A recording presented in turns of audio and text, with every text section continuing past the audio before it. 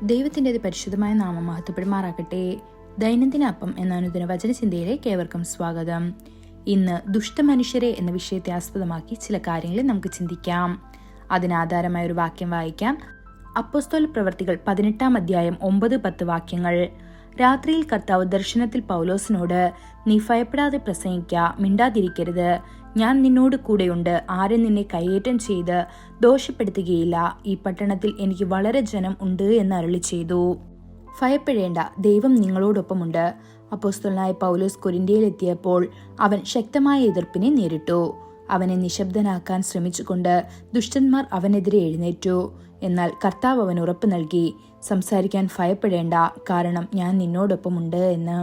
ഇന്നും ദുഷ്ടന്മാർ നമുക്കെതിരെ എഴുന്നേൽക്കാം. പീഡകർ, വഞ്ചകർ, അല്ലെങ്കിൽ തിന്മ ഗൂഢാലോചന നടത്തുന്നവർ. എന്നാൽ കർത്താവ് നമ്മളുടെ സംരക്ഷകനായി നിലകൊള്ളുന്നു. ഒരിക്കൽ എനിക്കറിയാവുന്ന ഒരു കുടുംബം ഒരു ദുഷ്ടനിൽ നിന്ന് ഭീഷണി നേരിട്ടു. കാരണം അവർ കോടതിയിൽ തനിക്കെതിരെ സാക്ഷ്യം പറഞ്ഞു. ഭീഷണികൾ കൊണ്ടും തന്റെ ഗുണ്ടാസംഘം കൊണ്ടും അവൻ അവരെ ഭയപ്പെടുത്തി. ദുരിതത്തിലായ അവർ ഉപവാസത്തിലും പ്രാർത്ഥനയിലും കർത്താവിങ്കിലേക്ക് തിരിഞ്ഞു. കർത്താവ് അവരുടെ പ്രാർത്ഥന കേട്ടു. താമസിയാതെ ദുഷ്ടനെ ആ ഒരു കൊലപാതക കേസിൽ അറസ്റ്റ് ചെയ്ത് ജയിലിലടച്ചു. അവന്റെ കൂട്ടം ചിതറിപ്പോയി. കുടുംബത്തിൽ സമാധാനം പുനഃസ്ഥാപിക്കപ്പെട്ടു. ബൈബിൾ പ്രഖ്യാപിക്കുന്നു, ദൈവം നമ്മുടെ പക്ഷത്താണെങ്കിൽ ആർക്കാണ് നമുക്ക് എതിരാകാൻ കഴിയുക എന്ന്.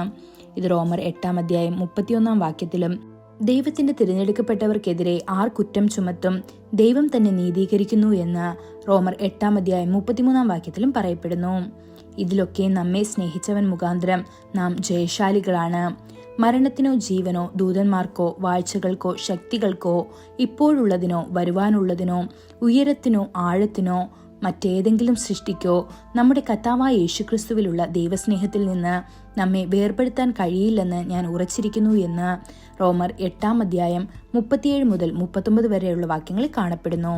മനുഷ്യനെ ഭയപ്പെടരുത്, മനുഷ്യഭയം ഒരു കെണിയാണ്. എന്നാൽ കർത്താവിൽ ആശ്രയിക്കുന്നവർ സുരക്ഷിതരാണെന്ന് സദൃശവാക്യങ്ങൾ 29-ാം അധ്യായം 25-ാം വാക്യം പറയപ്പെടുന്നു. ദാനിയേലിനെ പരിഗണിക്കുക. അവനെ സിംഹത്തിന്റെ ഗുഹയിലേക്ക് എറിഞ്ഞു. എന്നിട്ടും ദൈവം സിംഹങ്ങളുടെ വായ അടച്ചു. എന്നാൽ അവന്റെ ശത്രുക്കളെ അതേ സിംഹങ്ങൾ വിഴുങ്ങി. ദൈവം പറയുന്നു, നിങ്ങൾക്കെതിരെ ഉണ്ടാക്കിയ ഒരായുധവും വിജയിക്കുകയില്ല എന്ന്. ഇത് യെശയ്യാവ് 54-ാം അധ്യായം 17-ാം വാക്യത്തിൽ കാണപ്പെടുന്നു. ഈ വചനങ്ങളാൽ ദൈവം നമ്മെ ഓരോരുത്തരെയും അനുഗ്രഹിക്കുമാറാകട്ടെ. കൂടുതൽ ധ്യാനത്തിനുള്ള വാക്യം യെശയ്യാവ് 25-ാം അധ്യായം 4-ാം വാക്യം. ഭയങ്കരന്മാരുടെ ചീറ്റൽ മതിലിന്റെ നേരെ കൊടുങ്കാറ്റ് പോലെ അടിക്കുമ്പോൾ നീ എളിയവന് ഒരു ദുർഗവും ദരിദ്രന് അവന്റെ കഷ്ടത്തിൽ ഒരു കോട്ടയും കൊടുങ്കാറ്റിൽ ഒരു ശരണവും ഉഷ്ണത്തിൽ ഒരു തണലുമായിരിക്കുന്നു. ഇന്നത്തെ ബൈബിൾ വായന രാവിലെ 1 ശമൂവേൽ 27, 28, 29 അധ്യായങ്ങൾ. വൈകുന്നേരം ലൂക്കോസ് 13-ാം അധ്യായം 1 മുതൽ 22 വരെയുള്ള വാക്യങ്ങൾ. ആമേൻ.